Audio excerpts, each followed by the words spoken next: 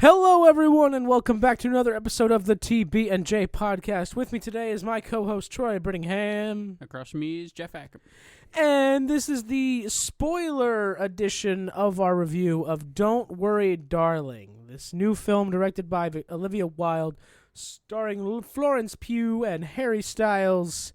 And let's get into it. Because there's a lot to get into. Yes. Yes, there is. TB&J!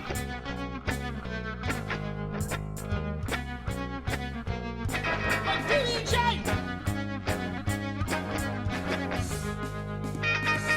TB&J! Troy, without further ado, the way we do things around here for movies, in our spoiler-free version, we give you a thumbs up or a thumbs down to keep it vague. We don't want anything getting too ridiculous in the spoiler-free version. We don't want to spoil your enjoyment of the movie if you haven't seen it yet. So in this one, where we're doing full spoilers, first of all, it's a simulation. Fucking shit. Fuck. Second of all, letter grade. What do you think? Are we doing letter grade first? Oh, you know what? We should probably do that at the end. And then what about the drama section? Right. I already forgot. So this movie, I keep hearing, like, offhandedly, I don't know what's going on, but I keep hearing people on the internet, on Reddit, say that they're so over all the drama with Don't Worry, Darling. And I'm just like, I literally don't know any of this drama. And I'm on Twitter regularly, every day. I am on Reddit every day. I have never heard of this drama except for, like, I think Chris Pine spat on Harry Styles. We'll get to that. Other way around, but we will get to that.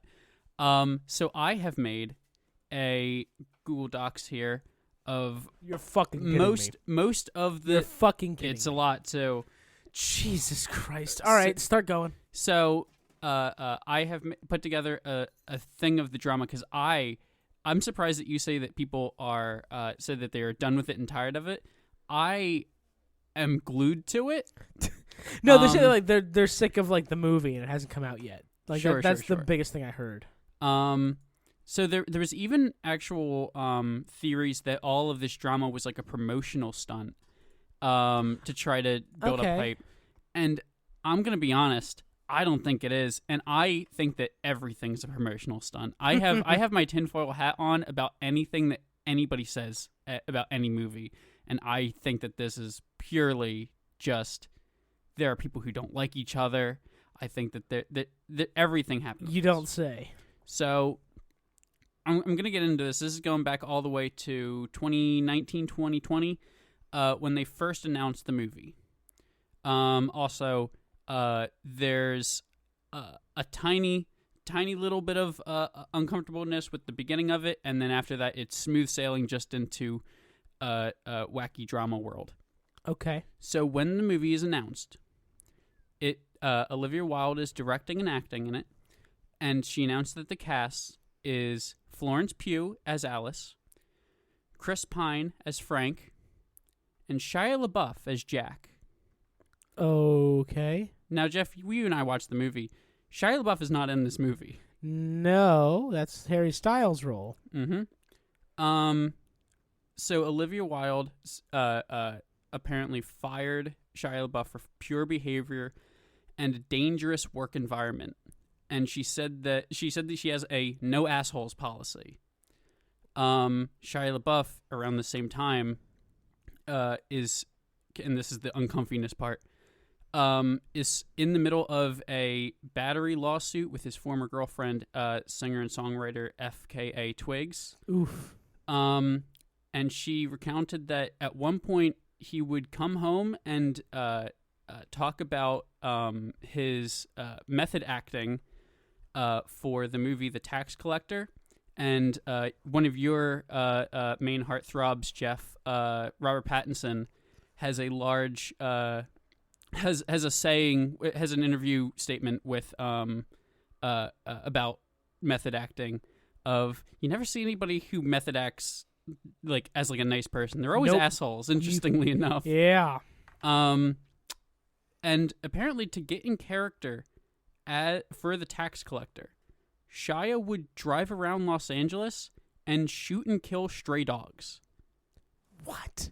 It's psychotic, and this is all like in the middle of Shia's had like a weird like redemption arc kind of thing in Hollywood. Like he's been like coming back and like been doing a bunch of movies, and like it's almost been like a renaissance for him.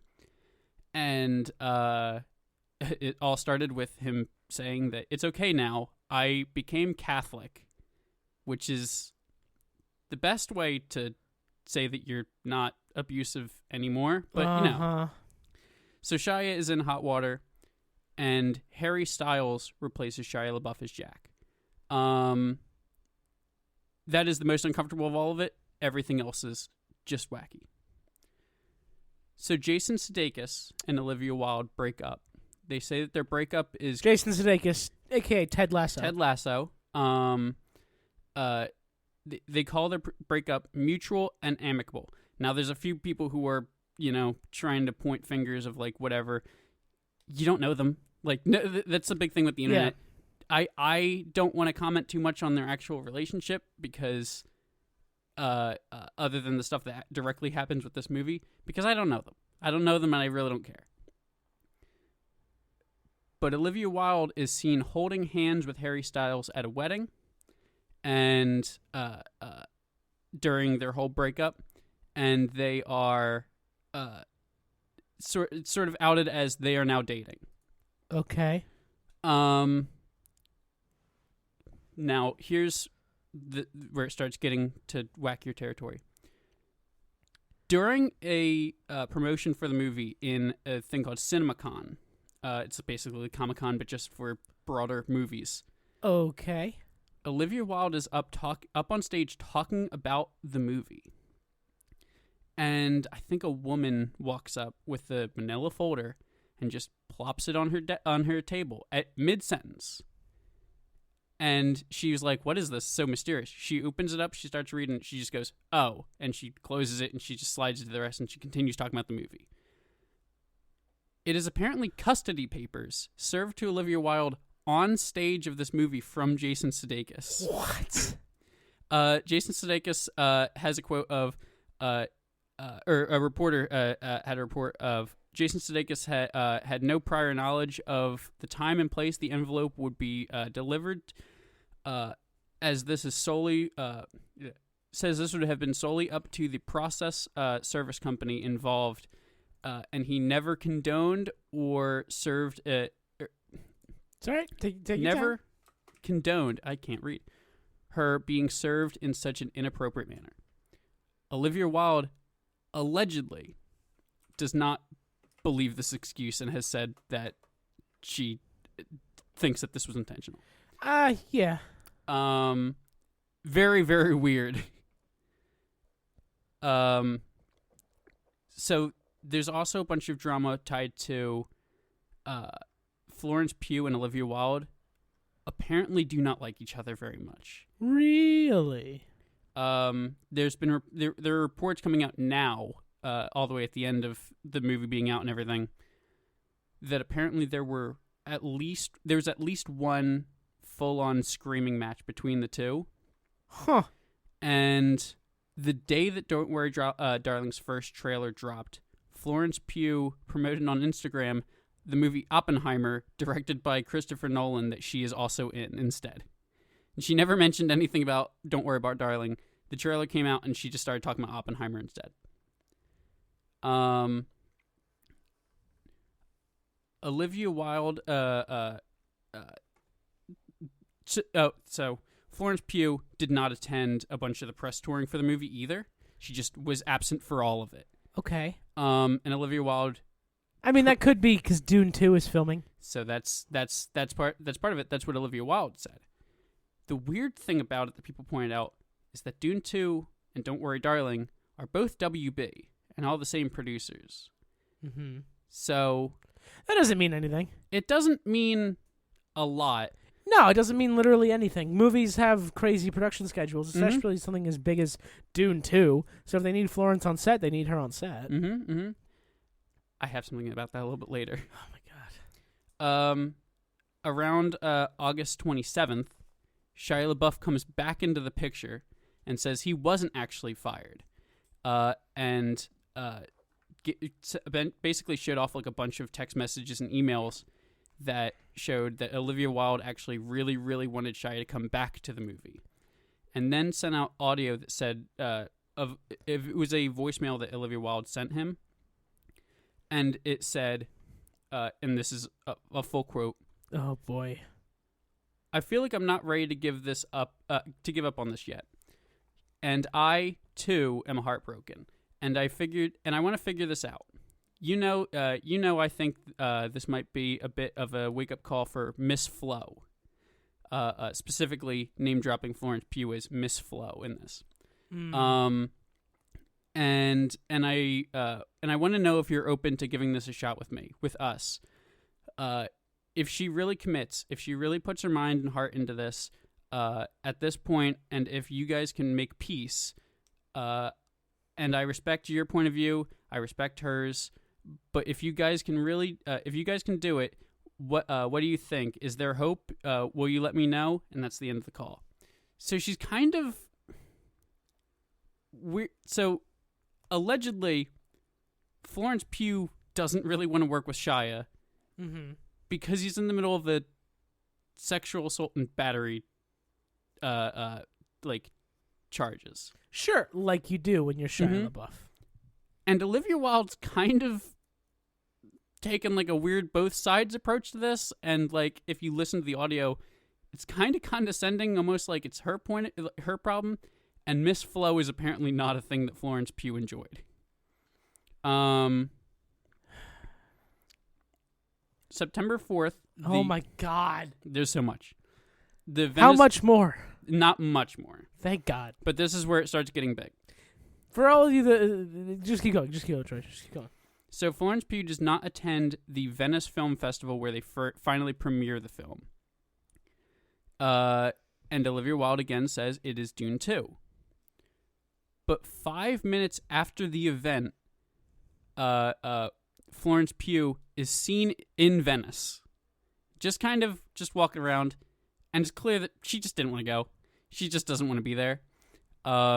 She was apparently doing like a different thing with like stylists and stuff. Like she just fully decided to just do a different thing. There's a bizarre interview with Harry Styles and Chris Pine. And this is a quote from Harry Styles when asked what his favorite thing about the movie is. Harry Styles goes, "My favorite thing about the movie is that it feels like a movie. It feels like a real go-to-the-theaters movie.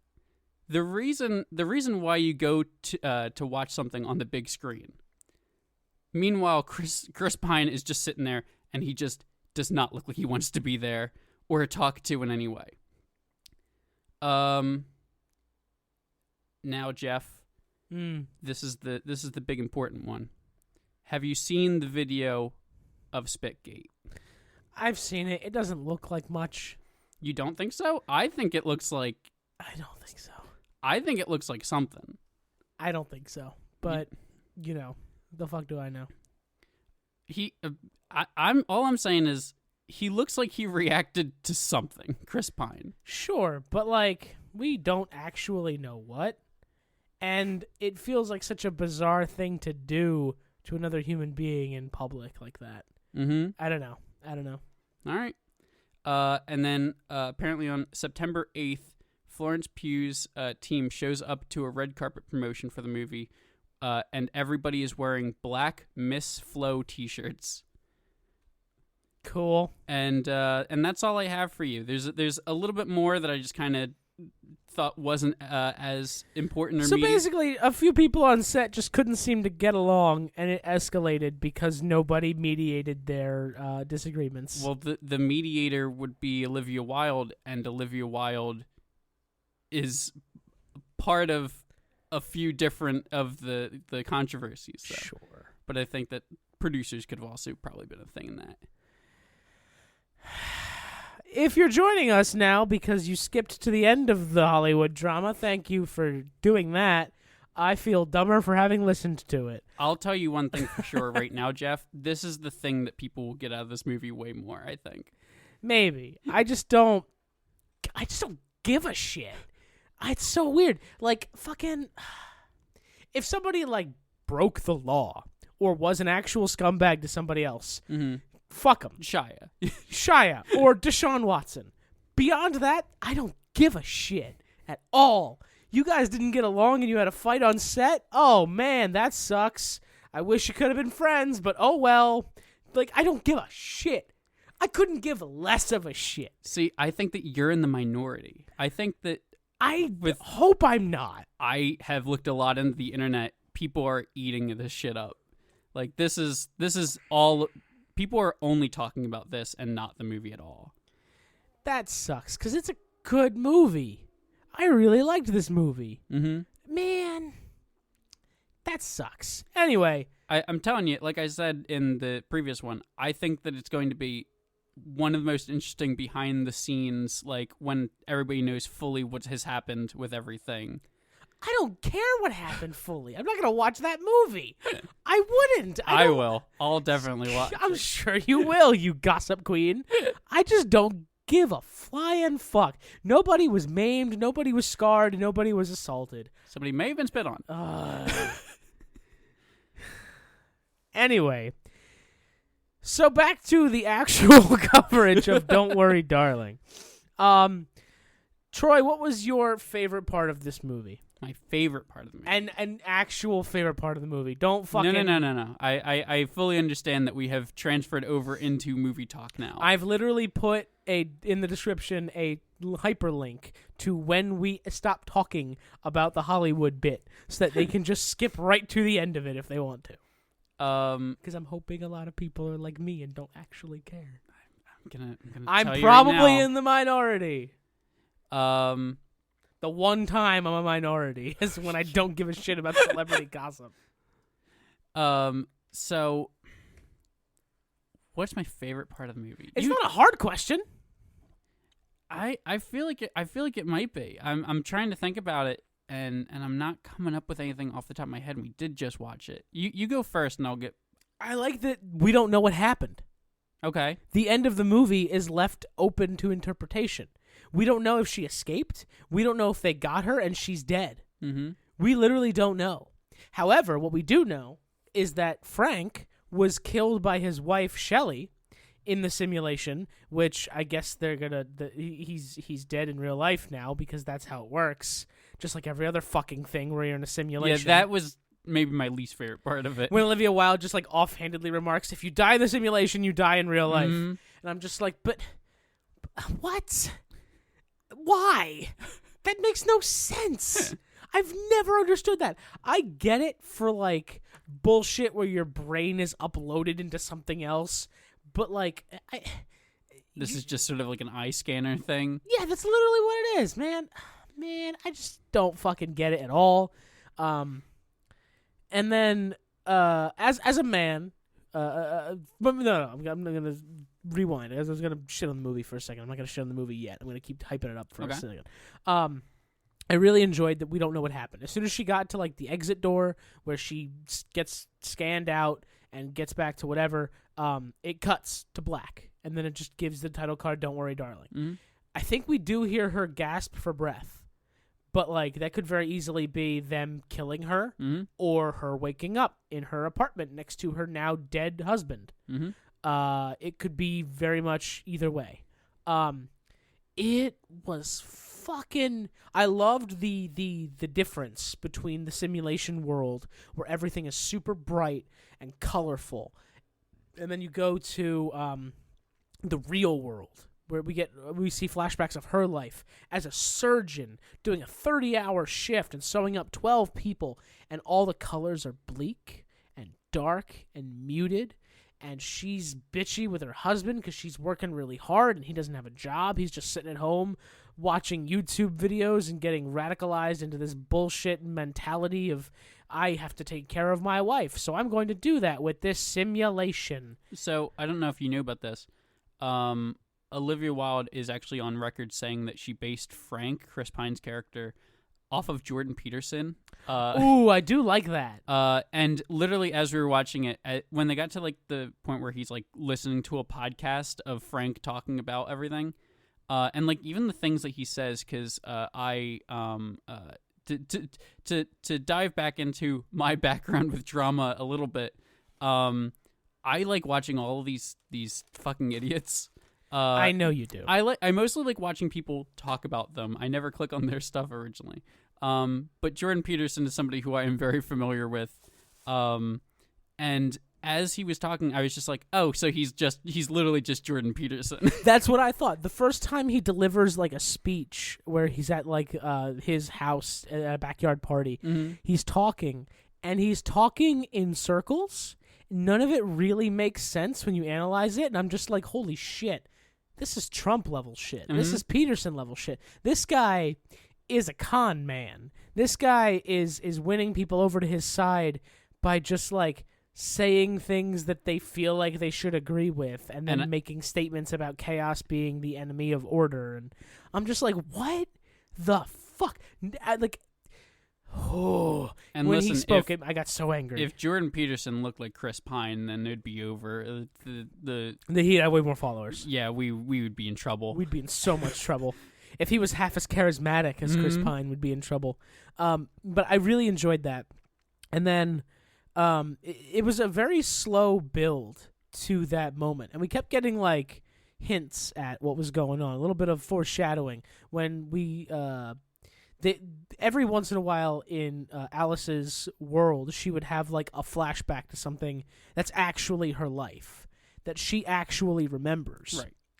And like her cradling Jack in their bed saying, don't worry, we'll find you another job. I'll just take extra shifts at the hospital. It'll be fine. Like we saw like a little piece of that. Not even that whole sentence. Just like a little piece of that.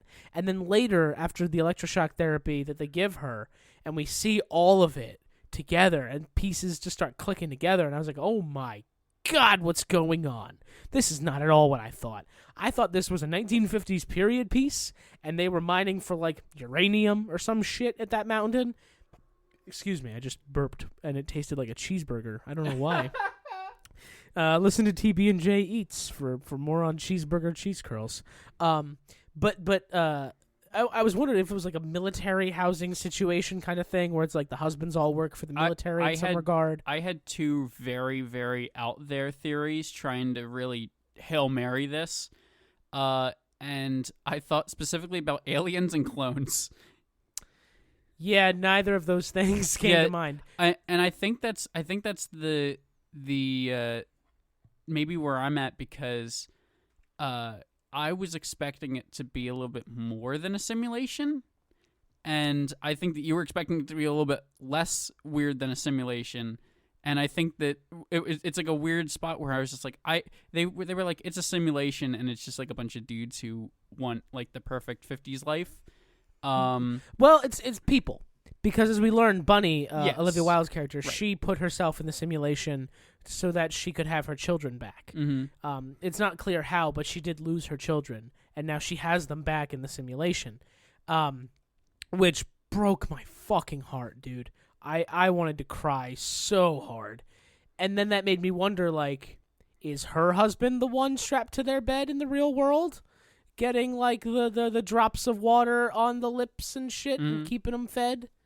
Which, how do you keep a catatonic person like that alive? That's a hard task, and he's doing it in his house? I've got so many questions about how he thought this would go in the real world, just keeping his wife a living prisoner forever? Like, are you fucking insane?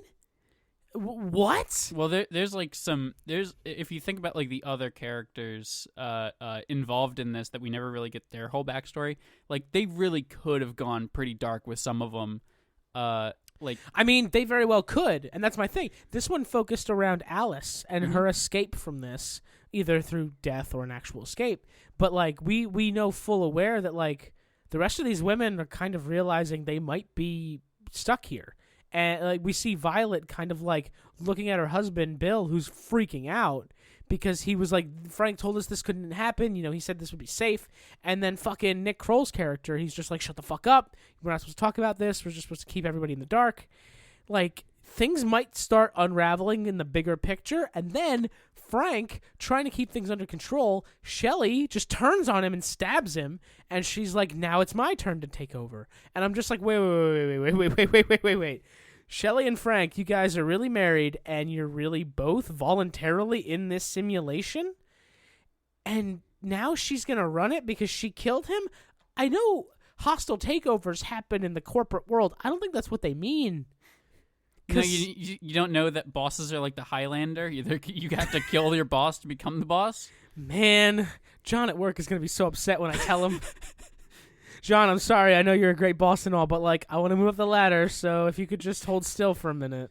Just know that he doesn't actually, like I said, Highlander rules. He doesn't actually die unless you decapitate him. Right. Yeah. But no, it's. What was Jack trying to do when Alice killed him? Was he trying to kill her? Because she couldn't. Not Alice, Shelley. No, Jack and Alice. Oh, Jack and Alice, sure. Yes. Because she hits him in the head with the glass and, like, bludgeons him, and he's dead. Jack and Alice, yeah. For some reason, I was thinking Frank still. No. And, by the way, I want to say this is one of the few movies that I've seen, and then I go home and I can actually remember characters' names. That doesn't normally happen. That is a thing that I often think about whenever I like a movie or don't like a movie, is I'm just like, it's a good sign of, did I care about these people because I do remember them or not? It goes deeper than that with me. It's a good sign that, like, Florence Pugh disappeared into Alice, and Harry Styles disappeared into Jack. And I remember them as Alice and Jack, and not watching Florence Pugh do this thing and Jack do this thing. It's the problem with all Nicolas Cage movies and Tom Cruise movies. Tom for Cruise me as well. is a good answer. It's so hard to disappear into that role because I always see you as the actor, which is why when Star Wars came out and was like, this nobody is going to be the main character, I was like, yes, thank you. And that's the thing that Star Wars does in general. They always try to make sure that they're like, let's not get somebody who's a household name. Like I agree with that for the sequel trilogy and Rogue One. I don't agree with that with Solo. Aaron Eckhart? Well, there's Donald Glover. Emilia Clarke. Sure. Emilia Clarke was the star of the biggest TV show in history. What's his name? Who played Tobias Beckett was Woody Harrelson. Another huge name. Yeah, Paul Bettany was the bad guy. Like, that one I can understand what you're saying. Yeah, those are some pretty big people, Troy. Yes. Come on. But like, that's an outlier with all of them. Aaron Eckhart is... Plus, not Aaron Eckhart. What am I saying? Alden Ehrenreich. The holiday special had B. Arthur in it, for crying out loud. Uh-huh. Did you not love the holiday special, Troy? No, I guess you're right. Jefferson Starship shows up and does a musical number. That's true. Art Karn was there. What better way to celebrate Life Day? And Harrison Ford was there against his will at gunpoint. Probably, actually. George Lucas was like, you're fucking doing And a this. wax figure that looked a lot like Mark Hamill. Well, Mark Hamill was in a serious motorcycle crash. He was under a metric ton of makeup. Yeah. But enough about Star Wars. But Jack and Alice, back to my original point. Yeah. He's like choking her out, kind of, or trying to like suffocate her, because he's like squeezing her so hard she can't breathe. And I'm wondering, like, is he trying to kill his wife now? And is that what's happening? Do you not believe that she's going to keep going along with this? Yeah, I don't know what to make of that whole part in general. They needed her to kill him.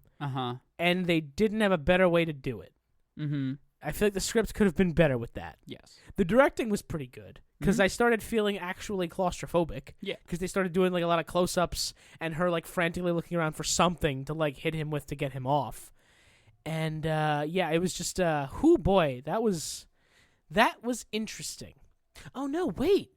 Bunny's husband must be in on it, because he has to leave the simulation every day.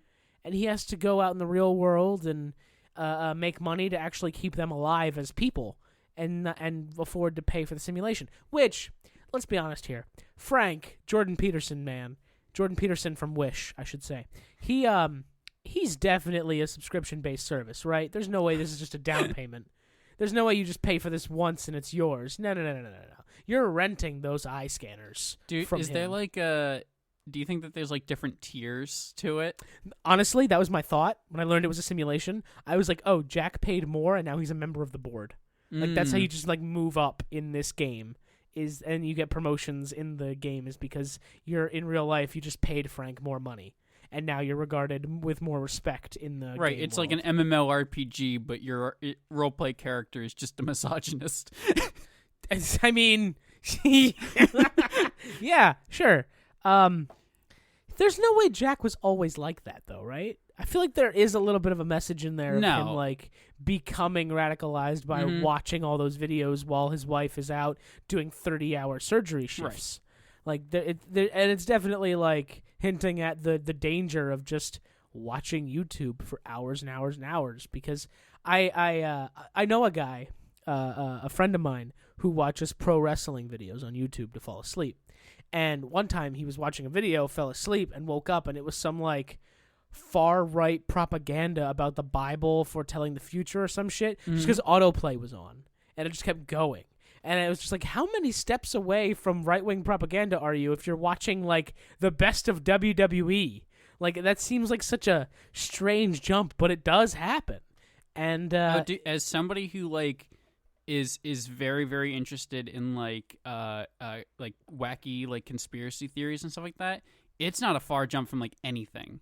It's no. like, and they've cracked down on it, like a little bit more recently, but like it's still like flat Earth is sort of dead at this point. Like it used to be like I hope so. It's I don't pretty, know enough. It's pretty dead. It like you have to specifically look up flat Earth and then like a specific person, and then if you go there's a whole Wikipedia article about how it's all wrong. And like people were really, you can't even like make a video responding to people about like how they're dumb for being really? flat Earth without it being like flagged. Yeah, like flagged and like pushed to the back of YouTube. They really, really tried to crack down on some of that stuff. But I'm like, glad. But that's only with like that type of stuff. Some stuff does slip through the cracks on like different subjects. Some stuff, gets crazier and crazier, and then we elect it president. I don't know what you're talking about. I don't think is Joe Biden into some conspiracy theories? You mean Dark Brandon? No, he's good. That's my favorite meme ever. Do you know the Dark Brandon memes? Yes, absolutely. Yeah, of course you do. Well, I mean, he is the head of the deep state. That's true. Oh my god. Oh my god. But I did enjoy that message because they didn't really hit me over the head with it. It was like Jack, because from what we know about Alice, I don't feel like she would have married Jack if he was this misogynistic piece of shit. There's no way he was got always that way from being home 24/7, not doing anything else, and just watching YouTube videos. Which is further highlighted by Harry Styles just having that like long, greasy, disheveled hair and the unkept like beard and stuff. And his wife comes home from an exhausting day, and all she wants to do is take a shower, and he's just like trying to dance there in the kitchen, and she's just like, "Get the fuck off me! I just want to go to bed. Like, stop! I have to be back at work in 6 hours. Go to hell." And like, I can relate to that. No, not really. That was more of a joke. But like, there are times where I'm just like, let's be silly, and my fiance's like, fuck off. I want to go to bed. So I was like, yeah, that's accurate. What isn't accurate, or at least shouldn't be accurate, when she's like crying to him and telling him about what's going on, and he just straight up doesn't believe her and tries to call her crazy, I was so out of it there, because no loving husband tells their wife she's crazy. Because first of all, men, we all know our wives are crazy. Are we right? Yeah. First of all, you gotta start your tight five. Yeah. They had to women be crazy. Women be shopping. Yeah, women be shopping. I mean, they got to be crazy to marry you. Am I right? Thank you. We're bringing back this brand of comedy. We're bringing this back. Yeah, I'm the reincarnation of Jerry Seinfeld. Oh. Even though he's not dead. That's how it works. No, but if you do genuinely love your wife, you don't tell her she's fucking crazy. Right. Well, this is way past him throwing her into a simulation forever. I know, but that's when I realized, I think it was that point in the movie where I realized Jack is the bad guy. Yeah. Because, like, I can't imagine my wife crying to me and telling me that this happened, and she's so scared and she doesn't know what's going on, and I'm just like, you're stupid and crazy. Stop questioning this life we have, or it'll go away. First of all, the key to any cult is to make them not ask questions. And by not asking questions and actively discouraging questions, you're a cult. Okay, and you're also a fucking cult. and also say that your all your life and connections will be taken away from you if you decide to leave or do anything. Yeah, if you don't work for our company, we're going to take your house away and we're going to make you leave this area. Like, excuse me, what? Well, that's the other thing is that this is a company town. Yes, this is a company town, which I don't know if company towns were a thing in the 50s. I feel like for this level of lifestyle, they were not. But I'm also, I wasn't alive in the 50s, and there's a good chunk of capitalist history that they don't teach us in school. Well, company towns definitely existed. They did, but they were a lot different. Yeah, but this is also like a fake simulation of like a perfect one. I guess so, yeah. That might make more sense if this was like the idealized version of a company town. Because everybody lives in the town, all the wives know each other, all the wives go spend the day together, they go out shopping, whatever. And while they're out shopping, there are like models coming in wearing different outfits, and the women just point at them and say, charge that to so-and-so's account. And that's just how they buy things, is they just say, charge this to my husband's account. And it's like, but... So in an ideal company store, I guess that is how it would work. It's just that, like, husband works for Victory, and Victory does whatever, developing fuel for the future of tomorrow, whatever bullshit line we got fed. And you get your money, and then you just tell the stores that are also owned by the company that you're going to give them back their money. It's weird and gross, and I've always hated that. But, like... One of the first things for me that was like a big thing was that they're in the middle of the desert surrounded by mountains, and they just have gallons of fresh water and alcohol and fresh produce that looks perfect every day. And that's not really gonna happen. Especially in the 50s. Another really, really weird theory I had about this movie was that it was the end of the world. Like, it was like, this is like the one place where the world hasn't ended or something, where it was like a weird Fallout vault. I mean, that is a Fallout vault, Tranquility Lane. Do you remember Fallout 3? I didn't play a whole lot of any of the And Fallout, so really. in Fallout 3, this does tie into the movie, I Right, promise. Right. Don't skip ahead, listeners. I feel you reaching for the buttons because Jeff's going on a video game tangent, but just hang on. Mark, press the button. In Fallout 3, you're looking for your dad. Who's wandering around looking for help to do a water purification project. That's not super important why. But you find out he is trapped in a simulation as a dog. It turns out all these people in the vault were subjected to just constantly living in this simulation of a perfect pre-war world where everything was fine and dandy, and they would just keep living this world. And the doctor in charge of it went fucking insane and just kept them prisoner and tortured them for his own amusement. He would, like, spread rumors about wives cheating on their husbands or, like, bullshit and get kids in trouble. It was the weirdest shit. I think his name was Dr. Von Braun. But, like, that level of that game was so trippy and amazing to me as a 15-year-old playing Fallout 3. And I don't know why I didn't make that connection between that and this sooner. But I will say one of my first things that tipped me off, or my first theories, I should say, is when she sees the plane from the bus that goes overhead and it, like, wiggles in the sky. I'm like, oh, are they just, like, in a dome? Is this, like, a secret government thing? And they're just, like, protected from the rest of the world? But then the plane went down into the mountains and it didn't crash. It just disappeared. There was no explosion. Right. There was no smoke. And I was like, well, that's like a video game error. And I still didn't put two and two together. I still didn't put it together. I do have one theory. I don't know how it pans out. A game theory. To reference a much more popular YouTube channel than me. But like I have a. So is there a way where you can tie? Because I didn't really understand the plane necessarily. But I do know that it was tied to it's the plane that the kid lost in the desert earlier. Is there a way that you can spin it of that kid is real? Well, no, they said all the kids weren't real, but who knows? Like, is it that kid's real and then he got out and he's trying to get like his mother out or something, and then he sent like a sign? They didn't explain it at all, and I wasn't sure if they were going to. The plane, as you said, looks exactly like a toy plane the boy had who disappeared. Margaret's son. Yes. Margaret is the woman who was realizing something was going on, and that's what started Alice down this path. I wonder if there's like an Easter egg almost there of like her being named Alice, and she's stuck in Wonderland trying to get out. Her best friend's name is Bunny. Huh.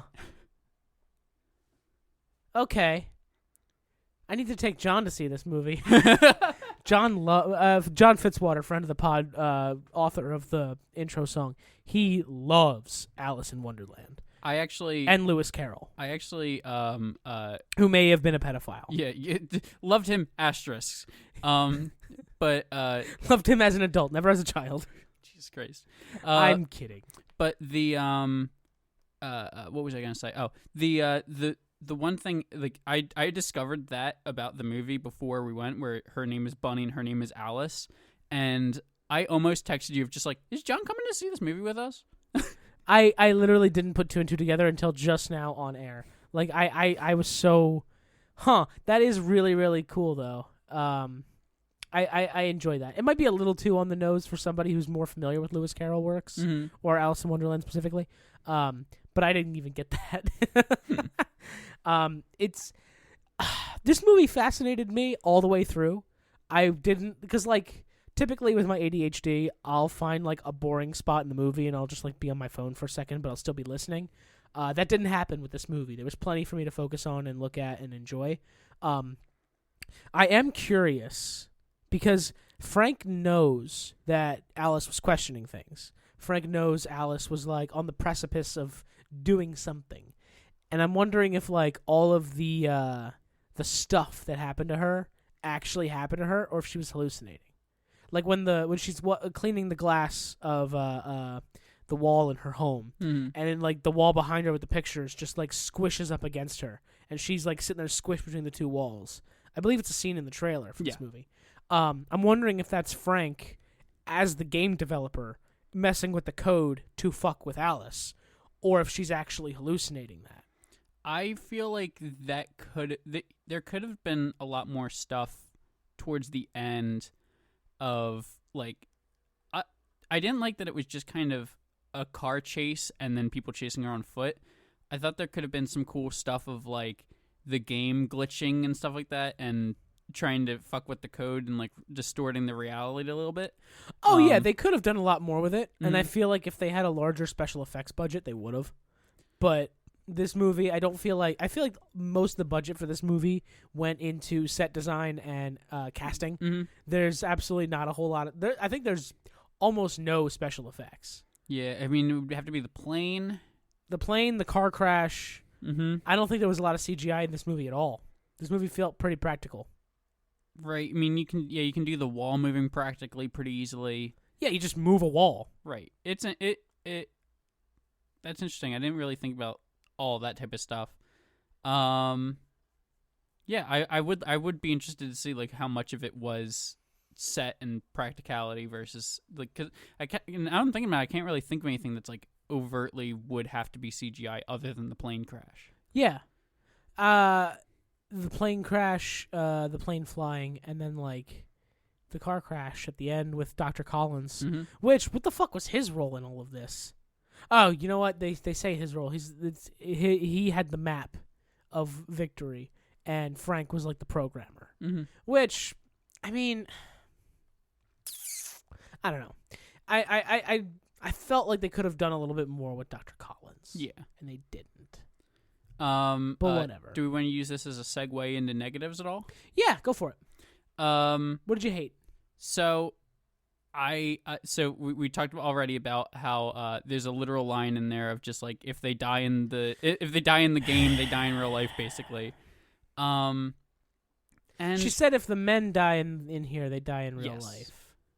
I assume that applies to the women as well because it's the same technology, but whatever. It would be very weird if it didn't apply to the women, I feel like. But it's just like I thought I was saying that the metaphors were a little on the nose in the spoiler-free version.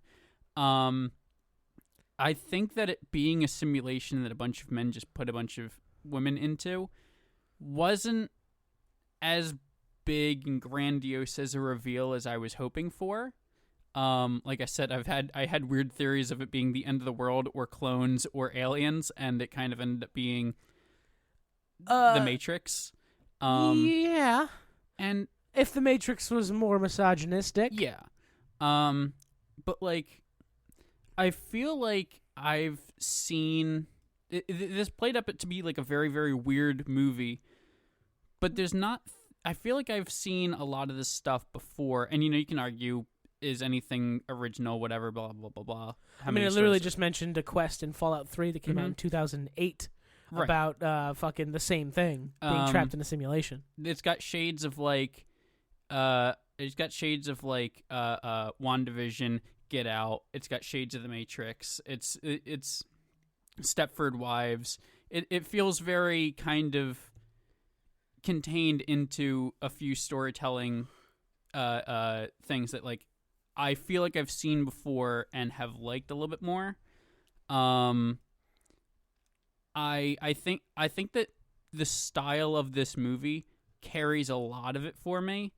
And I also don't think that the Matrix sort of that they're in kind of works out in like in it works out metaphorically, but I don't know how much it makes sense when you start thinking about literally. Yeah, no, you're probably right about that. It doesn't seem to make a whole lot of sense in the literalist sense of like, how did he manage to subdue her and force her eyes open Clockwork Orange style, and he just like constantly keeps her alive and then jumps into the simulation with her. And also why they couldn't just like in the code of the game or whatever just kind of blooper back to the house every few minutes, because it seemed like they kind of did that originally. They did that like once or twice, yeah. When she went into the desert, she woke up at home. Yeah, it's weird kind of how many and I feel like this happens a lot with like simulation type stuff of like how much control you give the villains of the thing, because like if you give them too much control, then literally it's an unescapable situation, and they need to have a result they have to have an ending to the movie. Plus, if they exercise too much control too early, the jig is up. Yeah. And everybody knows. Mm-hmm. You're trying to make her be complacent again, so you don't want to exercise full control. You want her to believe it's her decision to go back to living normally. Also, the thing I hated the most, I'm going to say this right now, the fucking car crash was bullshit. Okay. Those are 1950s Detroit steel cars. There is no fucking way they flip like that or explode like that. That car weighs about the same as a house. Now can I throw out a possible solution to that? It was made by it wasn't made by car people. It was made by like game designers essentially. So maybe they're just running off GTA rules. Now, I will say this. I do sort of agree with the car crash being bullshit for different reasons. They're in a wide open desert, and they both, like, smack into each other and then, like, all collide into each other at once. I feel like somebody would just have people to be like, she's back there. I'm just going to turn left. Well, if you're really on the desert, you have no traction. Sure. So you could turn the wheel hard right. You're just going to make the car go right, but the momentum's going to keep going forward, and then you're just going to flip anyway. Maybe. So, I mean, the logic was there for not doing that, but at the same time, like, those are regular old 1950s cars racing a Corvette. The Corvette should win. I mean, that's just car logic. Well, again, but that could have been very, very interesting in a world where you're like, yeah, she's in the better car, and then you're like, oh, they're in a simulation, and then, like, do things where, like, the ground moves underneath the cars or something, or, like, it sets up like barriers for her to try to get through. Like it being a simulation could have been. You know, Troy, we live in a simulation. Do we? Is this podcast a simulation? Are we real? If you ask Elon Musk, I think he does believe that we're in a simulation of some sort, which would make sense since he's like winning. It would make sense if you think you're in a simulation. Anyway, whatever my opinion is on Elon Musk, doesn't matter. Whether or not he founded Tesla, I don't care. He's a co-founder technically because he provided a lot of initial capital. Doesn't matter. Anyway, If my wife comes to me crying, telling me we need to leave, and I say okay, and I get in the car and I'm pretending like everything's great, and then a bunch of men in red jumpsuits drag her away from me, screaming and crying and begging me to call them off, I think I'd fucking kill myself. I would be the worst husband in history, and I'm counting Eva Braun and Hitler. Like, I would be the worst husband ever. And now, looking back with what I know, I get it because he was trying to protect his cute little world. Mm-hmm. But, like, the jig is up, Jack. She clearly doesn't want to stay here anymore. Accept it. Leave. Let her be a surgeon again. You fucking twat. Let it go. And you can call him a twat because he chose to be British, so. There's another bit. Oh, that's right. No. He did choose to be British. Mm-hmm. And then when Dr. Collins is examining Alice at their house, he says, "What's that you Brits always say?" And Harry Styles looks super confused. Because he's not British. I get it now. Interesting. Oh, that was a good little clue. Oh, man. This movie is good, Troy. You're insane. You're not insane. But To be clear, this movie has problems, but I don't it's not think that it's bad. I don't think that it's bad. I think that it is fine. Like, so, apparently right now on Rotten Tomatoes, it has like not that Rotten Tomatoes is the end all be all. Or They're anything. not. But it has like a 38 or something like that. Let me Google it real quick. And I don't think that this is like a slam dunk, hit it out of the park kind of movie or anything. But I don't think it's that bad. Yeah, it's got a 38 on Rotten Tomatoes based on 221 votes. I feel like that is low. That's really low, actually. I would maybe, I don't know if I would like certify fresh this movie, but I'd certainly put it higher up than whatever the fuck it's at. I feel like I would, and this is maybe dipping into our own scores or whatever. I feel like I'd put it into maybe some 60s territory. I might verge higher and say it's 70s. It's got problems with the script writing, right. But it's certainly not bad at all. We specifically chose not to do numbers because I don't like them. Yeah. I think that number scores are shady.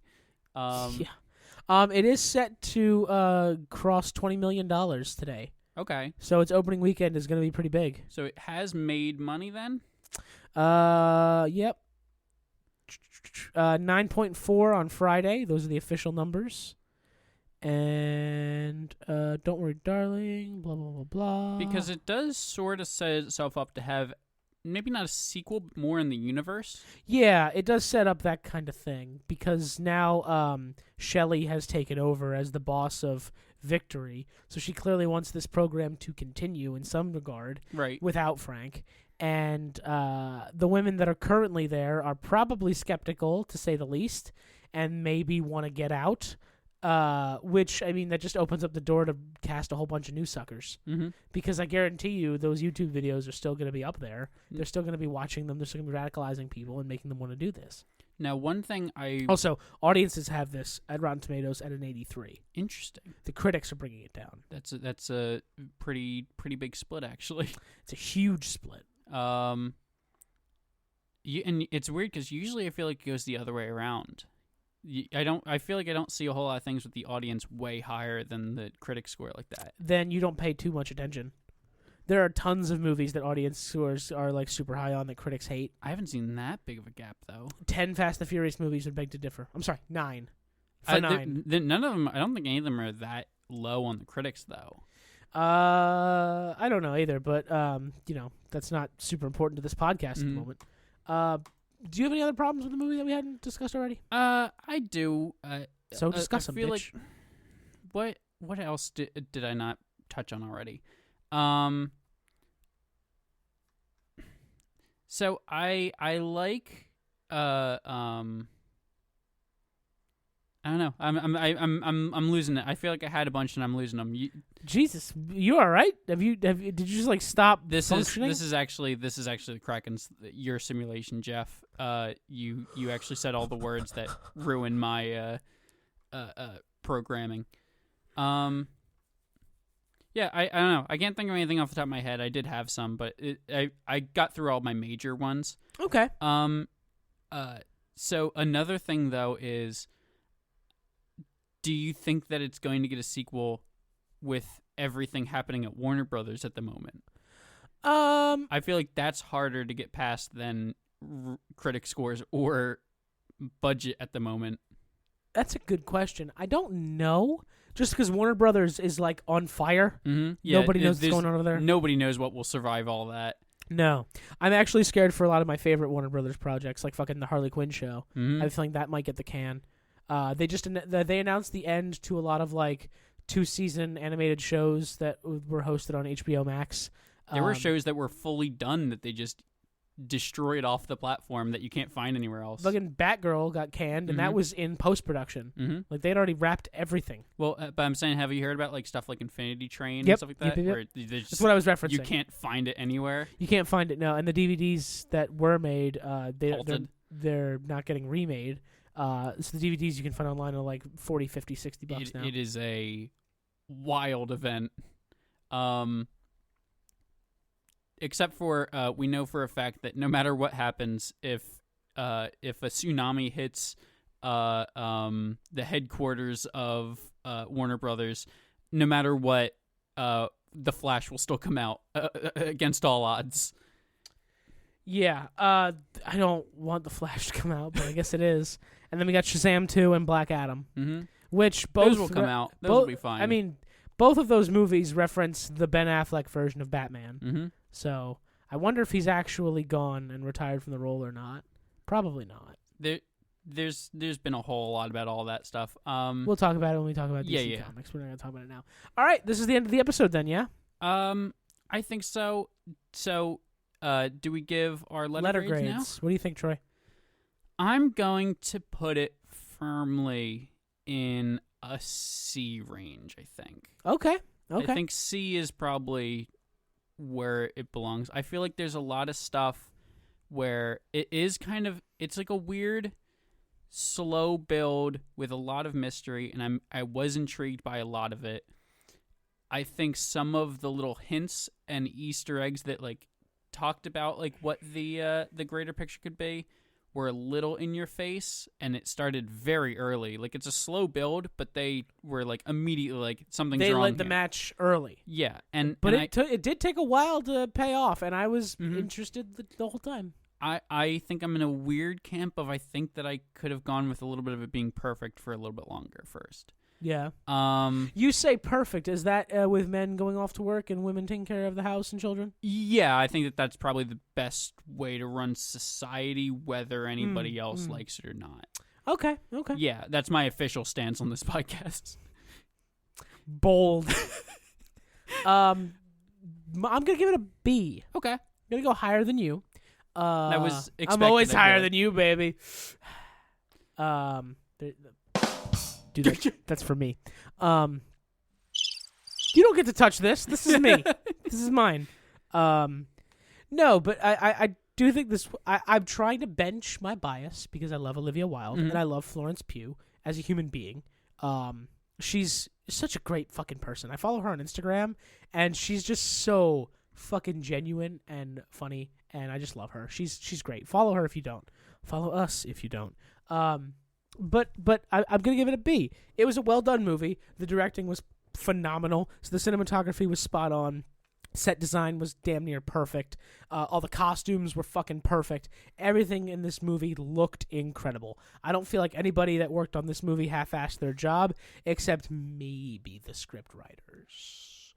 But I don't want to hate on them too much because it's hard to write a movie, and I acknowledge and respect that. That is a thing that I feel like people have forgotten, is writing a cohesive story that everybody enjoys it's hard, man. You can't just, I feel like I've heard people literally say things of just like, it's not hard to just make a good thing, and I'm like, it is. It 100% is.